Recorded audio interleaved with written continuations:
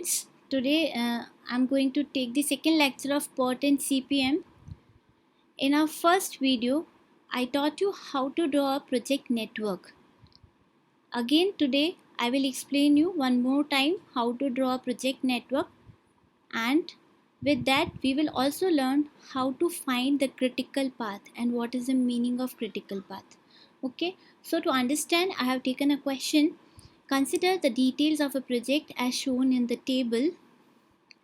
Activities and predecessors are given in the question, and along with the activity and predecessors we are given the duration.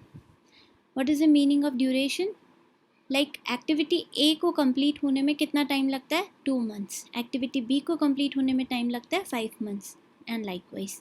Okay, अब इस question में हमें find out क्या करना है. So the question is point A, construct the CPM network and determine the critical path and project completion time. ठीक है, हमें एक तो नेटवर्क ड्रॉ करना है, क्रिटिकल पाथ बताना है और प्रोजेक्ट का कंप्लीशन टाइम बताना है. तो इसके लिए हम लोग नेटवर्क बनाना सीखेंगे. मैंने स्टेप बाय स्टेप नेटवर्क बनाया है ताकि आप लोगों को अच्छे से समझ में आ सके.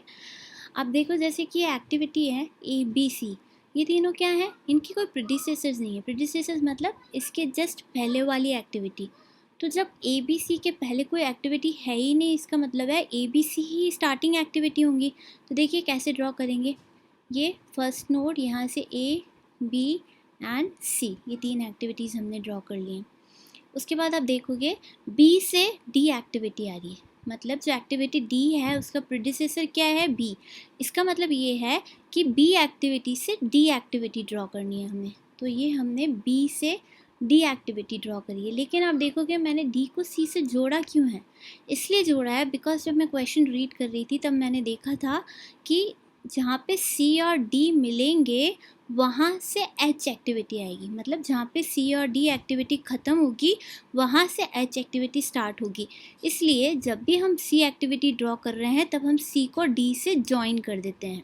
ओके, तो जब मैं D एक्टिविटी ड्रॉ करती हूँ तो मैं इसको C से जॉइन कर देती हूँ, बिकॉज C तो मैं पहले से ही बना चुकी हूँ. आप वापस से देखिए, एक बार फिर से समझा रही हूँ मैं.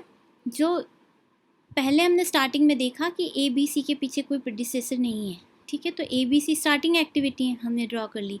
फिर जब मैं B से D ड्रॉ करने वाली थी तो मैंने देखा D एक्टिविटी जो है C एक्टिविटी से जुड़ रही है. ठीक है, तो जब हम D ड्रॉ करेंगे हम उसको C से जोड़ देंगे. नेक्स्ट देखिए, अब A से 2 एक्टिविटीज़ निकल रही हैं, E एंड F. तो ये हमने A से 2 एक्टिविटीज़ निकाली है, E एंड F. ओके, ये तो नेक्स्ट सिंपल है, ये हमने ड्रॉ कर लिया A से E और F. उसके बाद आप देखिए B से कौन सी एक्टिविटी आ रही है, G एक्टिविटी. तो B से कौन सी एक्टिविटी आ रही है, G.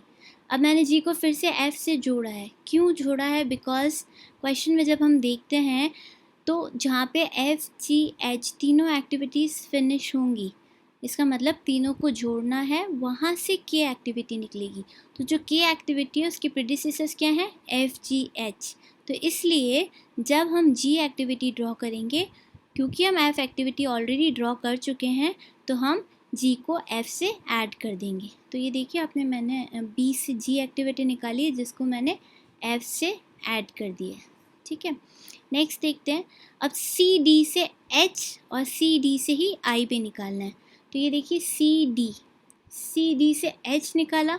अगेन मैंने H को F और G से ऐड किया. क्यों ऐड किया? बिकॉज हम यहाँ पे ऑलरेडी देख चुके हैं कि F, G, H को हमें जोड़ना है, क्योंकि ये तीनों जहाँ पे फिनिश होंगी वहाँ से नई एक्टिविटी K और L निकलने वाली हैं. तो अब F, G तो ऑलरेडी जुड़े हुए हैं, यहाँ पे दिख रहे हैं. H को और जोड़ना है. H कहाँ से निकल रहा है, CD से निकल रहा है. तो CD से निकल के किससे जुड़ जाएगा, F, G से. तो ये CD से यहाँ से एक्टिविटी H निकली और किससे जुड़ गई, F और G से. ठीक है, उसके बाद देखते हैं हम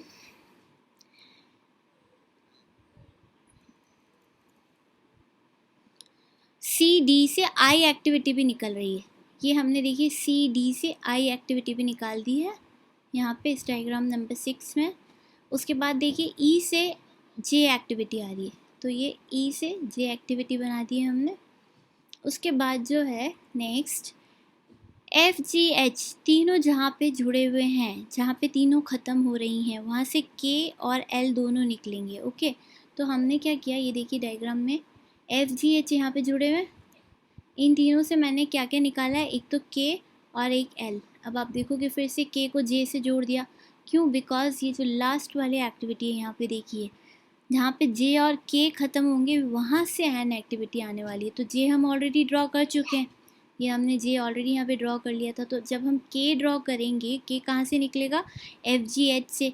तो जब हम के ड्रॉ करेंगे तो उसको जे से जोड़ देंगे, ठीक है। और एल के लिए कोई प्रॉब्लम नहीं है, एल हम डायरेक्टली ड्रॉ कर सकते हैं। अब ये 3 एक्टिविटीज़ हमने मार्क करी हुई है एल एम एन। इनको क्यों मार्क किया है, बिकॉज ये जो तीनों एक्टिविटीज़ हैं ये किसी की भी प्रेडिसेसर नहीं है। तो जब भी कोई एक्टिविटी किसी की प्रेडिसेसर नहीं होती है, इसका मतलब क्या है कि ये तीनों एंडिंग एक्टिविटीज़ है, ठीक है। इनके आगे कोई एक्टिविटी नहीं है, ये तीनों ख़त्म हो रही है, इन तीनों पे हमारा नेटवर्क ख़त्म हो रहा है। और हमने सीखा था कि जब भी हम कोई प्रोजेक्ट ड्रॉ करते हैं तो every project should have a one starting node and one ending node. तो एक ही एंडिंग नोड होना चाहिए। तो हम क्या करेंगे, एल एम एन तीनों को जोड़ देंगे। तो अभी एफ जी एच से हमने क्या निकाला है, एल, आई से क्या निकालोगे आप, एम, और जे के से आप क्या निकालोगे, एन। देखो ये जे के आपको दिख रहा है, जे के से आप एन निकालोगे, ठीक है। आई से आप एम निकालोगे, यहाँ से आई से हम एम निकालेंगे और उन सबको एल से जोड़ देंगे। देखो यहाँ पे मैंने एक डायग्राम बनाया है, आप देख सकते हो। जैसे एल तो हम ऑलरेडी ड्रॉ कर चुके थे, जे के से हमने एन निकाला और आई से हमने एम निकाला और इन तीनों को ऐड कर दिया। इन तीनों को ऐड करने का रीज़न ये है कि ये तीनों एंडिंग एक्टिविटी हैं, ये किसी भी एक्टिविटी की प्रेडिसेसर एक्टिविटीज़ नहीं है। तो एंडिंग एक्टिविटीज़ मतलब जहाँ पे हमारा प्रोजेक्ट नेटवर्क ख़त्म हो रहा है। तो every project should have only one ending node. हम ऐसा नहीं कर सकते कि एन को यहाँ पे एंड कर दिया, एल को इधर और एम को अलग, तो ये गलत हो जाएगा। तो हम तीनों को ऐड कर देंगे। So the project network is finish. After that we will number it. Numbering करने का रूल क्या है, फ्रॉम लेफ़्ट टू राइट। आप देखिए 1 2 3 4 5 6 7 8 9। तो मैंने 9 नोट्स को लेफ़्ट टू राइट नंबरिंग कर दिए। एंड इनके साथ what I have written activity A का टाइम कितने मंथ्स था, 2 मंथ्स। ये क्वेश्चन में ऑलरेडी आपको गिवन है कि activity A will take 2 months to complete, activity B will take 5 months to complete, activity C will take 4 months to complete and so on. तो सारी एक्टिविटीज़ के टाइम्स मैंने उनके आगे मेंशन कर दिए हैं। So till that we have completed our first part of question, that is construct the project network. That is done. Now what is critical path? You can see the definition I have written here. The critical path of a project is the longest path in the network. देखो project का जो longest path होता है उसे हम critical path कहते हैं। इस path का क्या मतलब है, हमें क्या करना है, प्रोजेक्ट का काम यहाँ से स्टार्ट करना है नोड नंबर 1 से, और नोड नंबर 9 पे हमारे प्रोजेक्ट का काम कंप्लीट हो जाएगा, ठीक है। अब काम कैसे स्टार्ट होगा, देखो आपको अगर बोलते हैं कि आपको सारे पार्ट्स बताने हैं प्रोजेक्ट के, पार्ट्स आप कैसे बताओगे कि मैं 1 से 2 पे जा सकती हूँ, 2 से 5 पे जा सकती हूँ, 5 to 8 and then 8 to 9, okay. And there some other ways also. और कैसे जा सकते हो, देखिए 1 2 6 8 9, 1 3 6 8 9, 1 3 6 9 डायरेक्ट, 1 3 4 6 8 9, 1 3 4 6 9 and 1 4 6 8 9, 1 4 6 9, 1 4 7 9। तो मैंने आपको सारे पॉसिबल पाथ्स बता दिए। अब इन पाथ्स के हम टाइम को ऐड करते हैं। देखो जैसे टाइम दिया हुआ है हमें क्वेश्चन में 1 to 2 कंप्लीट होने में 2 मंथ्स लगेंगे, तो 1 to 2 2 मंथ्स, 2 to 3 7 मंथ्स, तो टोटल कितने हो गए, 7 + 2 9 मंथ्स, 5 to 8 5, तो 2 7 and 5 14, and from 8 to 9 14 + 8 22, okay. तो इन दिस वे, तो critical path is the longest path in the network. अब आइडेंटिफाई कैसे करना है वो तरीका मैंने अभी आपको एक्सप्लेन किया है। This can be identified by simply listing out all the possible paths from the start node of the project to the end node of the project and then selecting the path with the maximum sum of activity times on the path. हम कहाँ से start करेंगे, starting node से, and we will go till the end node. और बीच में हम सारे ड्यूरेशंस को ऐड करते जाएंगे, जहाँ पे जिस पाथ का ड्यूरेशन सबसे ज़्यादा होगा that path will be called critical path. Okay, for better understanding I have written here all the paths. You can see the first path is 1 2 5 8 9, 1 2 5 8 9. Times में हमने आगे लिख दिए हैं months, 2 + 7 + 5 + 8 total 22. Next is 1 2 6 8 9, 1 2 6 8 9. Times are 2 3 4 8 total is 17. Next is 1 2 6 9, 1 2 6 9, तो 2 + 3 +